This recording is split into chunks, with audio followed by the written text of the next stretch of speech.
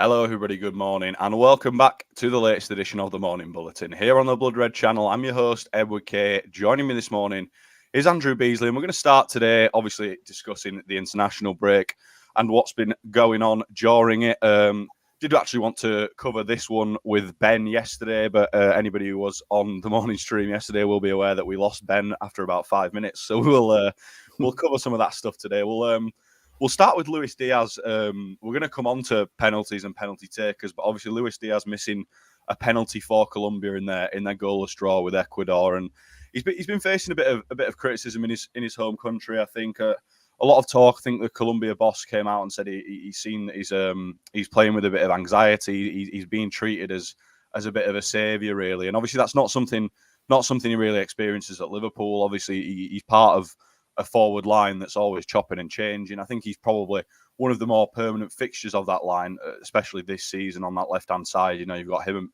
and Salah sort of on the flanks, and then it's who's going to be through the middle, really. But do you think this is anything to be worried about, or do you think the fact that he seems so much more comfortable at Liverpool is just a positive for us, really?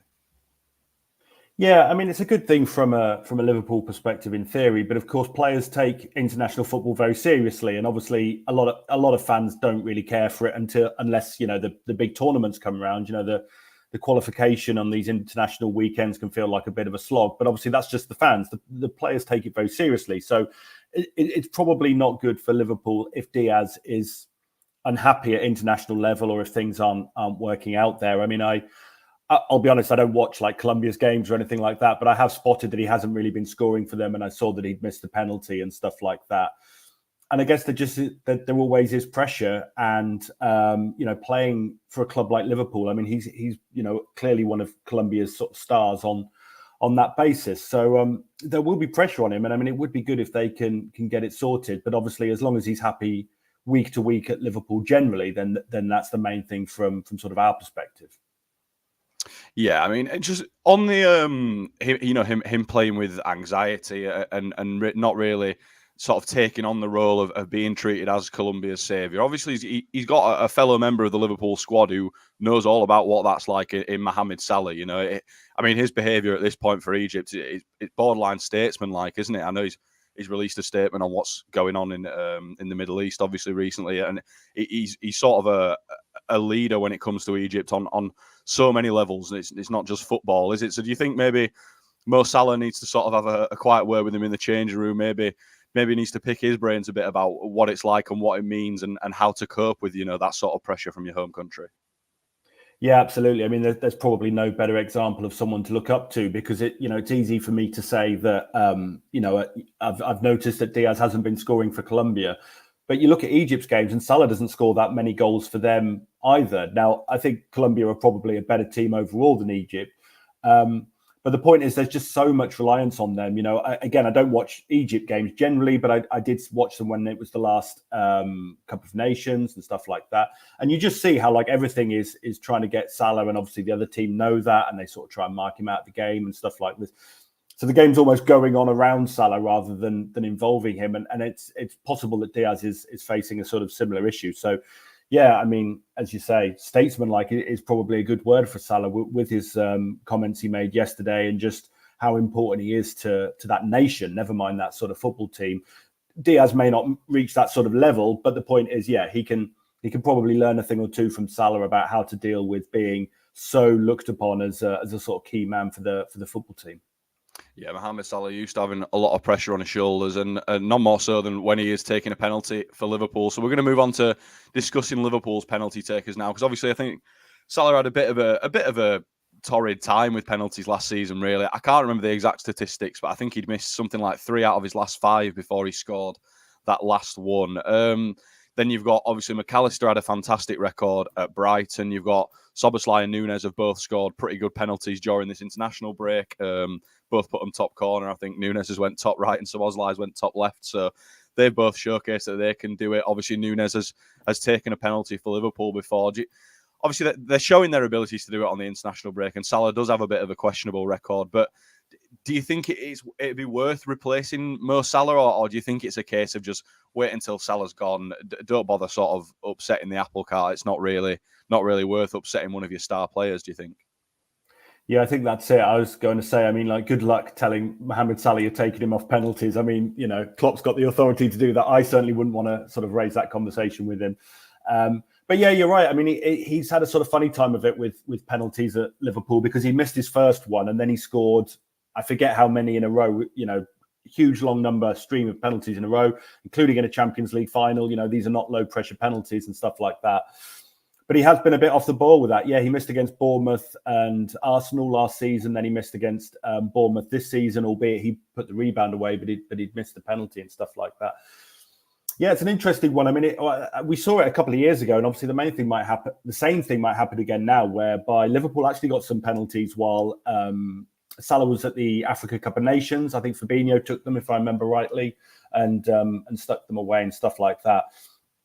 But I mean, just generally, I mean, it can't hurt to have a lot of good penalty takers. I mean, we all can recall, penalty shootouts Liverpool have been in, trophies they've won and lost based on penalty shootouts at the end of games. Not so much of an issue this time of season, of course, apart from potentially in the League Cup. But it may get to next year and they're in a cup final and they're in a penalty shootout, and having all these guys who've proven they can do it is a fantastic thing, because when you look at like Liverpool shootout history, like Milner's taken the second most shootout penalties in Liverpool history, Firmino's third, and those guys have left. Now, that's not to say that guys who've never taken a shootout penalty for Liverpool can't, but there was a level of experience there, at least within Liverpool, that left in the summer. And if anyone can guess who's taken the most shootout penalties, I'd be quite surprised, but it's Adam Lallana. And Liverpool don't have him either. So, yeah, having guys who could do that, it could prove vital in a big game, more so in the second half of the season than now. And as we say, Salah will be away for a few games as well in the new year. And so, again, if Liverpool get a penalty, someone's going to have to take it. Yeah, I saw that Lallana statistic on your Twitter the other day. I could not believe that. I could not believe it. I honestly couldn't remember a single penalty he's taken for Liverpool. But there you go. Yeah, I think if you look at those two shootouts in the League Cup and the FA Cup against Chelsea, obviously that both went really deep. I can't remember which one it was that went deeper, and obviously Kelleher scored and then Arisa Balaga missed, which was, I mean, just about the perfect way to end that game, I think. But yeah, I'm going to put you on the spot here a bit, Andrew. Let's say Mohamed Salah, well, he's still in the squad. The squad's just been drafted or whatever, let's say. There's no current penalty taker.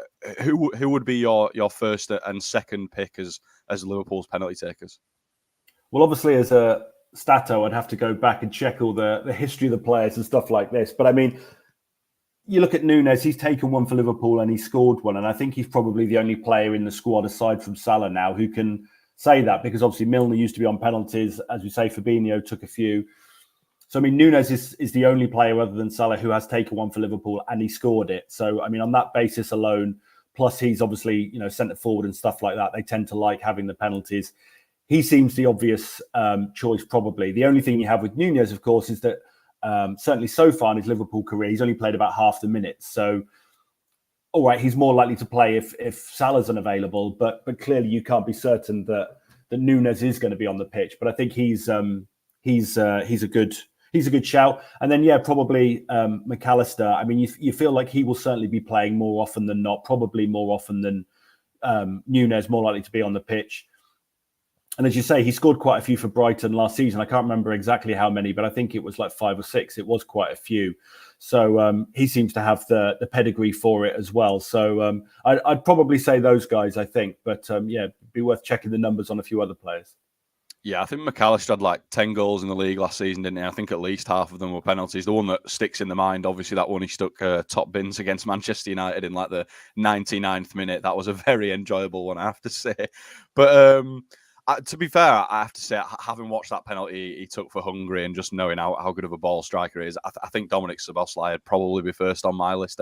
He's probably going to play every game as well. So, we'll move on to talking about him now. And it was another captain's performance from him against Lithuania. They were 2-0 down, managed to come back. He got a goal and an assist, as I mentioned, stuck his penalty, top bins. And I mean, obviously, he captains his country. He already seems like such a leader in that Liverpool team. You look at the amount of running he does, especially when we've gone down to 10 and 9 men. It's not even really looked like it. The the amount of running he does throughout that midfield. You know, he's doing the running of 2-3 men every game, especially when we have gone down. So do you think there's a chance that if Trent Alexander-Arnold wasn't such a shoo-in and so clearly next in line and has that vice-captain's, is there a vice-captain's armband? We'll phrase it that way. Theoretically, yeah. Yeah. Do you think there might be any shouts for Szoboszlai as a future captain or even as vice-captain? Yeah, possibly. I mean, I think you could see a world where Trent then obviously moves up to captain, perhaps when Virgil leaves, and then Szoboszlai is probably next in line. I mean, sort of, it's taking us back to what we were starting talking about with like Diaz and Salah and stuff like this. But, you know, perhaps it's a bit of a cliche, but it's just great that Liverpool have so many captains in their team, guys who are captains of their countries and stuff like that, because it just gives them a sort of authority, and obviously they've got the leadership and stuff like that. And obviously, you know,